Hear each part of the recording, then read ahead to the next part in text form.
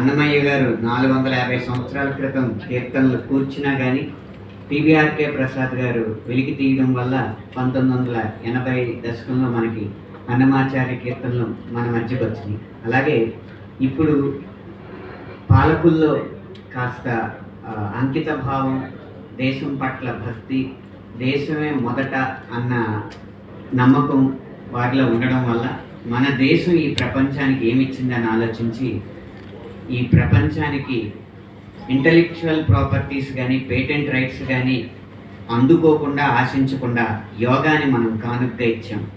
ఆ యోగాకి ఒక ప్రపంచం వ్యాప్తంగా ఒక దినోత్సవం ఉంటే భవిష్యత్తుకి లోక కళ్యాణానికి ఉపయోగపడుతున్న ఉద్దేశంతో మన పాలకులు రేపు 21వ తారీఖున యోగా దినోత్సవంగా నిర్వహిస్తూ ఉండడం జరిగింది.